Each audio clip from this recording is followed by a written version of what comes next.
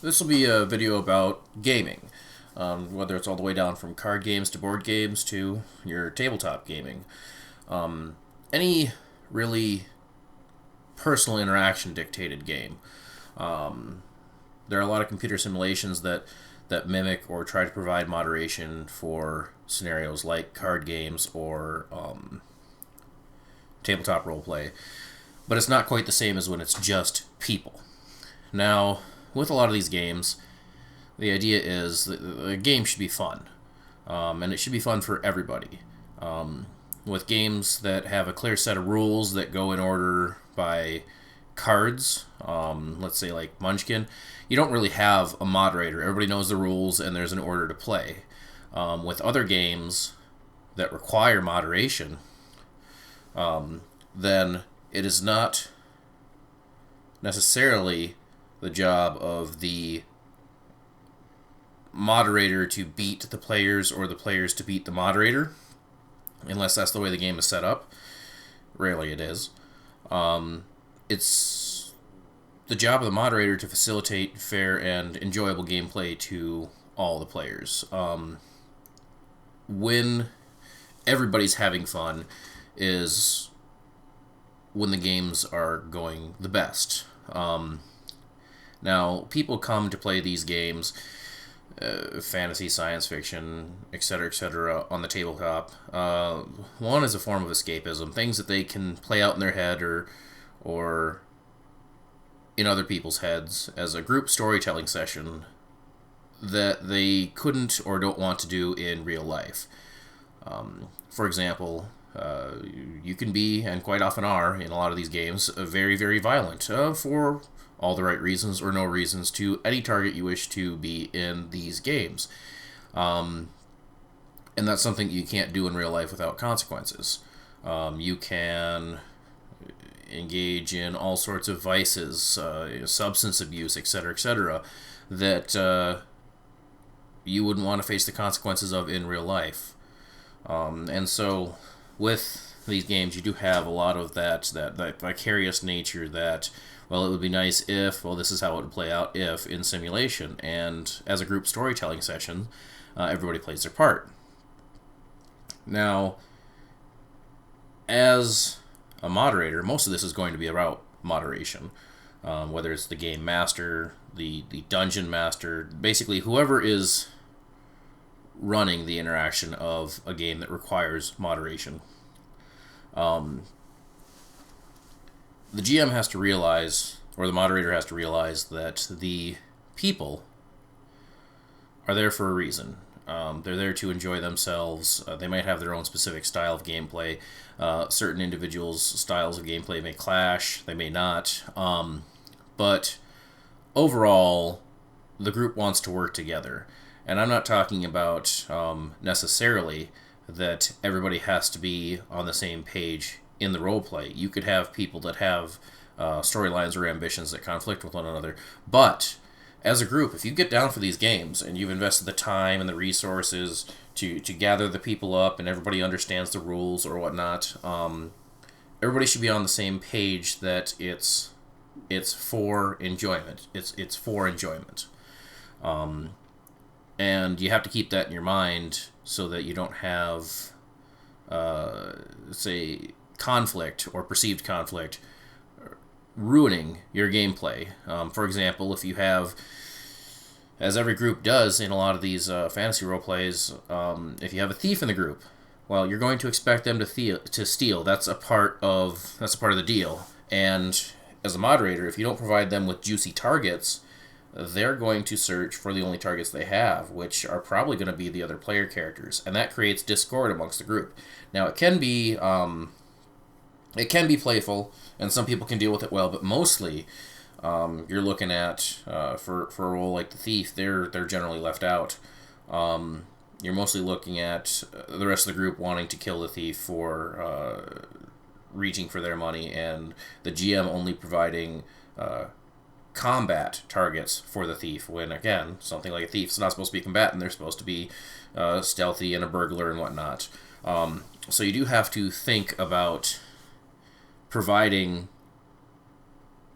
engagement for all the players that doesn't require them to engage one another. If they choose to, that's their own thing. But you can't leave people out in the dark as a moderator. You have to build your world, build your requirements around the party that you have with their specific objectives in mind.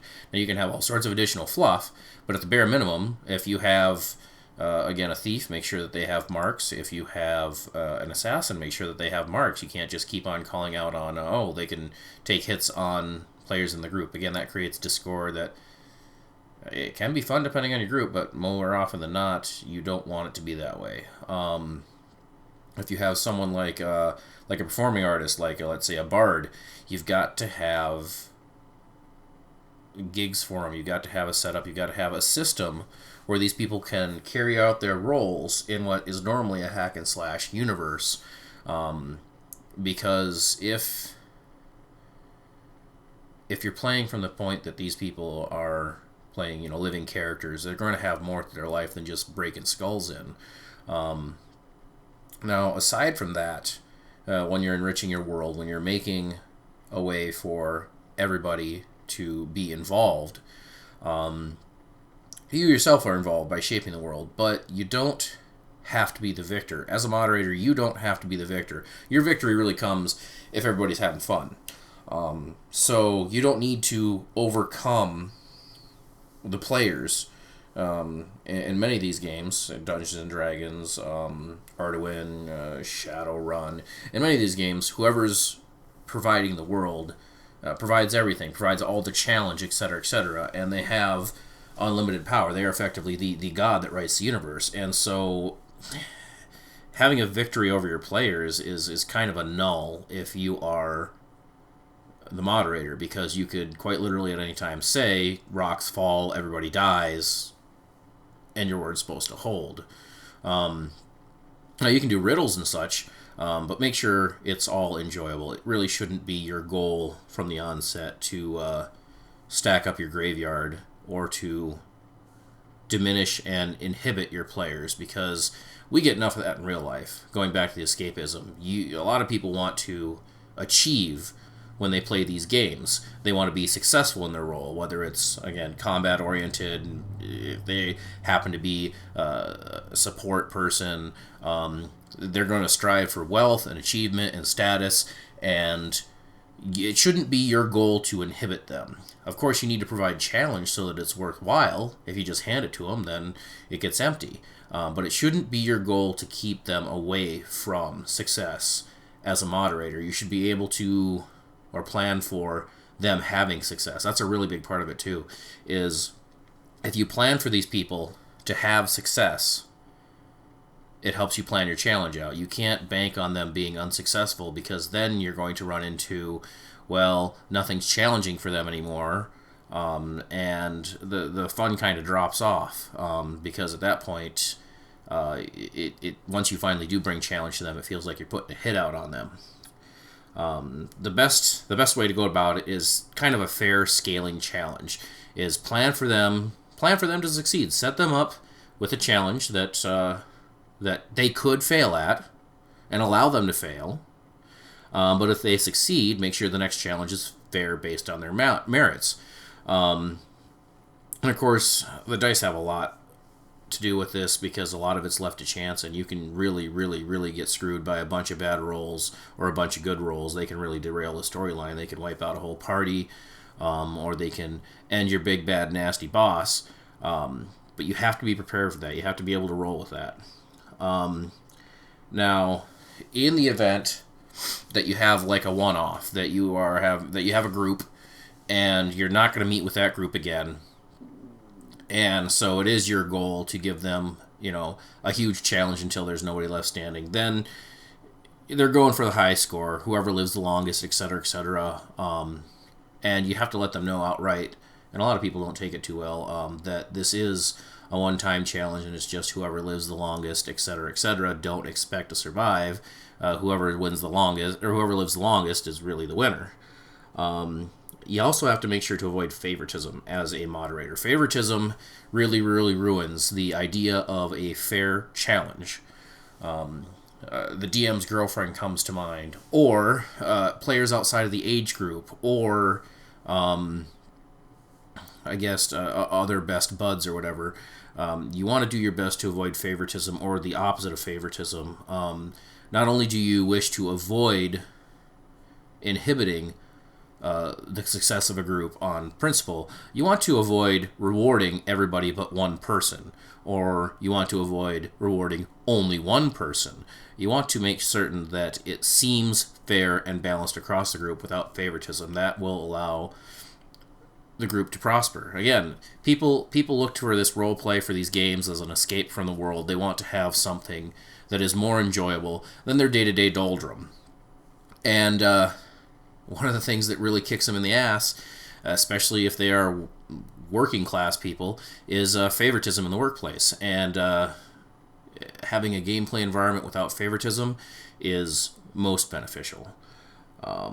Make sure you're not doing any blind bullying. And by blind bullying, I mean you have a character that may be causing trouble or disrupting your campaign. It may just be that person playing their character. Don't give them, like, for example, if they chop down a wood in the middle of the forest and that's against the law, don't have them killed by the entire kingdom's DNR. Maybe they can get away with it. If someone thinks of something innovative to get around your major challenge, don't feel that they need to be punished for that. Again, just scale up the challenge later, or have it come back perhaps to bite them in the butt with some weird forensic investigation. They found out that he's the person that chopped down said tree. You can't have a giant wall in front of a group for every time that they do something that you don't like, or an individual if he's doing things that you don't like. For example, you have someone that's engaging in vice of some sort, whether they're a heavy gambler or they're a heavy substance user in the game. You can't put a wall in front of them every time they do that, because that's an aspect of their character, effectively. You're just stopping them from enjoying their gameplay. I mean, think about it. It's a lot better than them doing it in real life.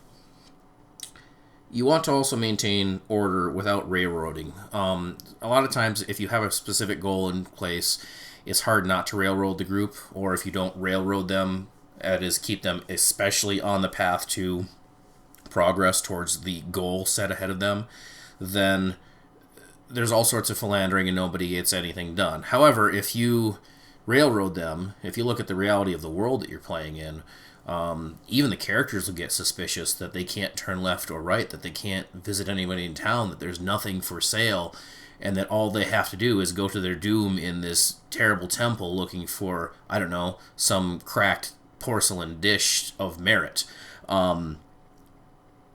You gotta properly motivate them, and you have to let them go after the task for the right reasons. That is, they're motivated because they'll get a reward or something of that aspect. You can't just have this invisible snowplow pushing them into the area that you want to go every time, or at a point it becomes useless for them to invest or play their character. It doesn't matter who they are, it doesn't matter what they do, they're going along your point and your agenda. They're basically prisoners at that point in an open and free world where anything could happen. It defeats the purpose of tabletop roleplay. Now, the final piece to this when you're creating a world is, I would say, discuss with your party ahead of time what they want to do, how they want to interact with each other. Get them all on the same page, because there's nothing worse than having a group that doesn't work together, because there's no reason they should know each other or work with each other. Start out with the assumption that the world is built, the people are in the world, and they have a set affiliation with one another. This is going to save you a lot of time, from character introductions to development, etc., etc.